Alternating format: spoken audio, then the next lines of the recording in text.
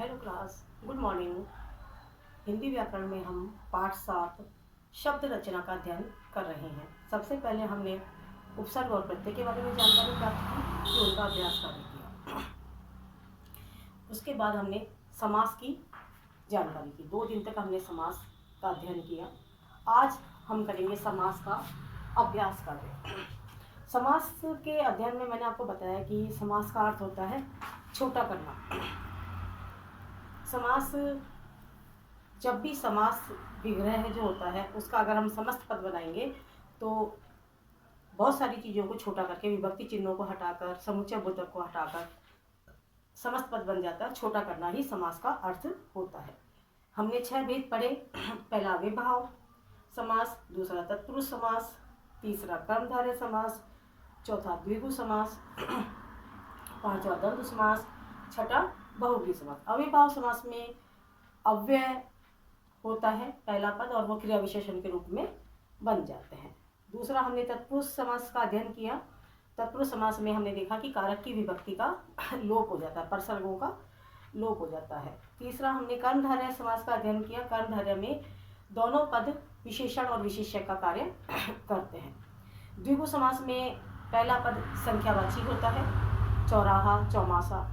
द्वंद्व समास में दोनों पद प्रधान होते हैं और आपस में योजक चिन्ह के द्वारा जुड़े होते हैं। जब हम समास विग्रह करते हैं तो और शब्द लगा देते हैं, जैसे माता पिता, तो हम कहेंगे उसका विग्रह कैसे लिखेंगे, माता और पिता।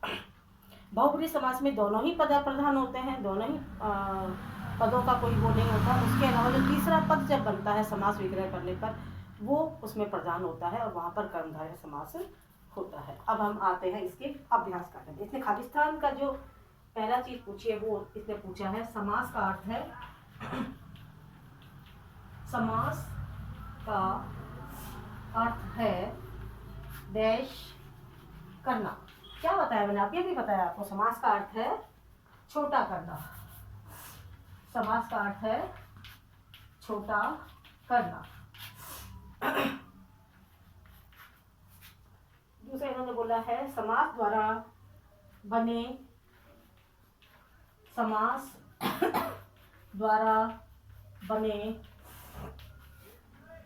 संक्षिप्त पद को, संक्षिप्त शब्द को डैश कहते हैं। क्या कहते हैं अभी बताया मैंने आपको, समस्त पद कहते हैं, समस्त पद कहते हैं।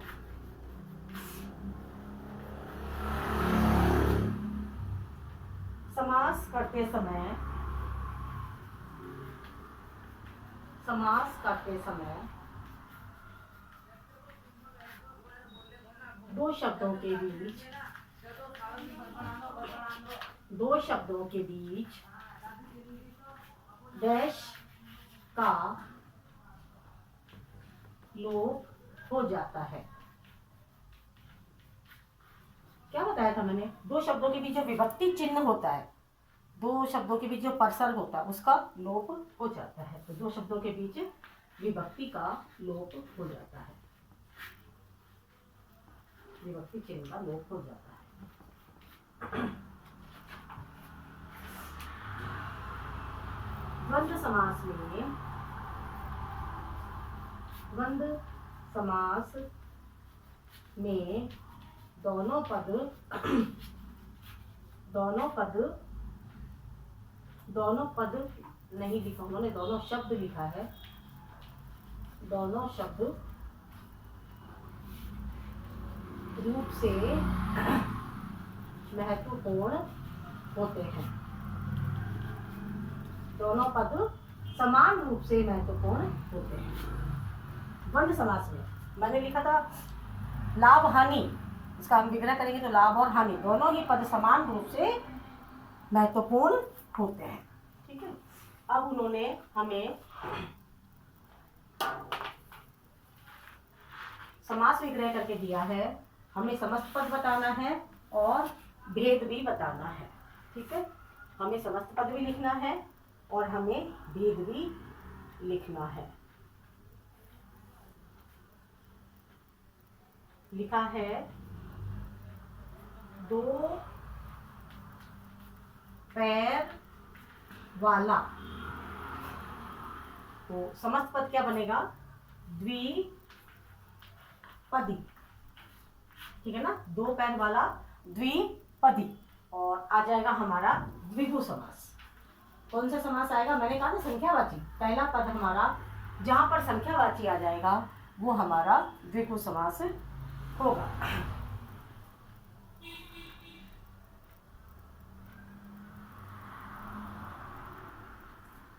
पुरुषोत्तम,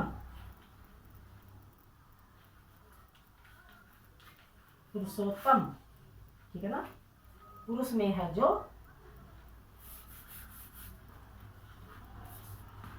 पुरुष में है जो उत्तम, यहाँ पर आएगा हमारा पुरुषोत्तम, ऐसे लिखना है। और ये कर्म, तो ये विशेषण और विशेष्य, और ये बन जाएगा हमारा कर्मधारय समास। जहाँ पर विशेषण और विशेष्य होगा, देखो उत्तम हमारा विशेष्य है और विशेषण है, और विशेष्य कौन है? पुरुष। पुरुष में है जो उत्तम, पुरुषोत्तम, ठीक है। और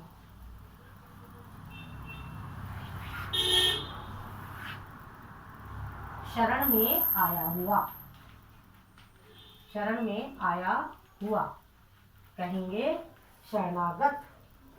क्या कहेंगे? शरणागत। और हमारा बन जाएगा तत्पुरुष समास, क्योंकि यहाँ पर परसर्ग का लोप हुआ है।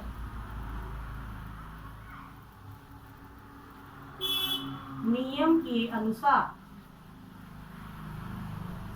नियम के अनुसार, यथा नियम, यथा नियम। और आ जाएगा हमारा पहला पद अव्यय है, अव्यय भाव समास, और क्रिया विशेषण के रूप में बन जाता है।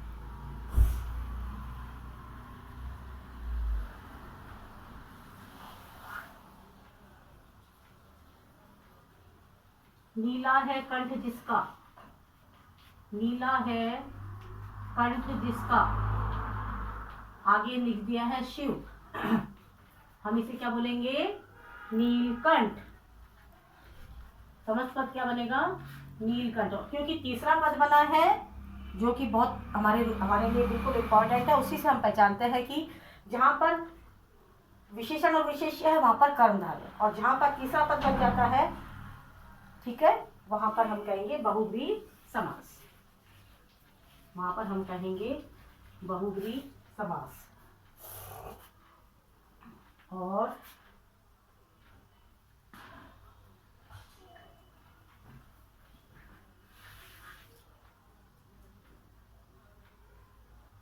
पाप और पुण्य,